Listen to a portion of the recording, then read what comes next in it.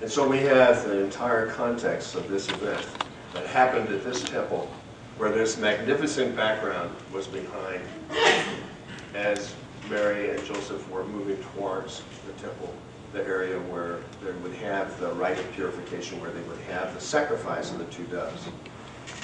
Interesting that we have Jesus Christ, who is the new covenant, Jesus Christ, who is the answer to the Old Testament law, being held by Mary as they approach the temple. We're going to be talking a little bit, just a little bit, about how Luke uses the temple in the book of Luke. He begins, actually, by having something which has to do with the, excuse me, he begins by starting at the temple with Zechariah, and he ends, Luke, at the end with the apostles rejoicing and praying and praising God also in the temple. But the most interesting thing about the temple and what it means and the significance of it is that the temple, the Old Testament temple, was destroyed. It was destroyed by the Roman Empire, but in fact, the temple was no longer needed and necessary because a new temple was being brought before the priest by Joseph and Mary at the rite of purification. The new temple that would be, of course, would grow and would then come and would live and would walk and would perform miracles and would then die for us and rise again. And in so doing, would become the new temple. This is what was seen and revealed to Simeon. And that is why he made this very personal for us, but also he said, "My eyes have seen your salvation." It was a switch from the old to the new. It was a carrying through of the temple which foretold that more was to come.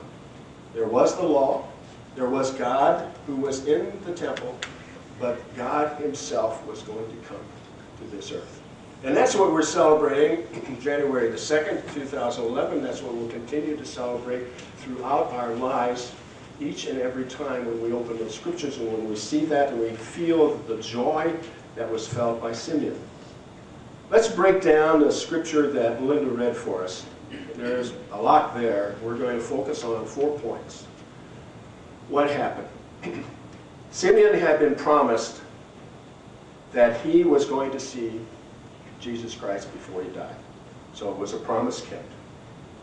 When he saw, when he felt, when the Spirit moved through his heart, he moved towards this young couple with this baby, and he recognized that that salvation that he had been told was in their hands. It was Jesus Christ. So our next point is salvation source identified. He speaks about light and light being revealed. And light is something which we know by, in its absence, we have dark. And light is what brings hope and encouragement when we are trying to get from one place to another and from a dark situation. And light, indeed, by Jesus Christ, is what brings us through difficulties, through situations which seem impossible, and which brings us that joy that we spoke about. Finally, Anna comes, and along with Simeon, recognizes this child and tells everybody that will listen in the court. And so we have those points, which again we will see, we will redo in our own lives, and we'll take a look at that. The point that I'd like to focus on now is, and you've been patient, you've been listening and making connections and seeing what's happening, but what does that mean to us? I'd like to talk a little bit about loyalty. Who is the most loyal person that you have ever known? How loyal of a person are you?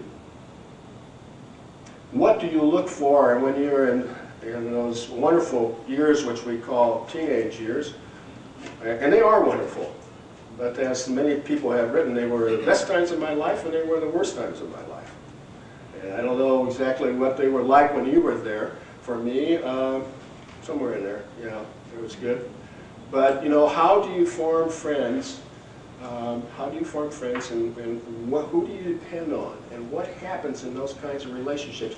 And what happens when you're let down and you're betrayed? What happens when you no longer have the friend that you thought you had? And it, of course, continues into your marriage. And the most important thing as far as family, the most important thing as far as family is being able to have that relationship with the one that you love, a husband and wife, that is honest, that is loyal. And that's not the way it always is because of who we are. And that's not always the way it is because of the sin that's in this world. So what is there that we can fall back on? What is there that we can trust? What is there that will build us up? What is there that will actually change us and change the people that we want to depend upon? Well, selection of good friends is a process which we learn by experience, and so there's that side. But there is this side that is shown to us here in this story if we look closely at it. We have Simeon, who had this unbelievable trust that he was going to see, and before he died, he was going to see God and see the promise. And he knew at the moment that Joseph and Mary walked in, he knew that this time had come, and we saw his excitement and his energy and his proclamation, "I have seen your salvation." What he had seen and what we can share with each other is that loyalty is the only loyalty, God's loyalty to us, is the only loyalty that never, ever fails. We can struggle with it, we can argue with it, we can doubt it, and it's easy to see things that might create doubt, but yet that is the only thing that never fails. And so where do we go with that then as far as how does this make life different and better for us? Different and better perhaps in some situations that we're in right now, different and better. And I don't want to offer empty promises, but I do want to offer what Scripture says, what it tells us. There is a third temple. The first temple, I'm not talking about the physical structure. Talking about the first temple, which is a physical structure. The second temple, which is Jesus calling himself that he is a temple of God. So Jesus became, by coming here, by being on earth, he became the temple of God. And the third temple is when we are told in the Scriptures that as the Spirit comes into us, we are the temple of God. Now, when you hear that, is that personal? And when you hear that, perhaps the first reaction might be similar to mine. Not me.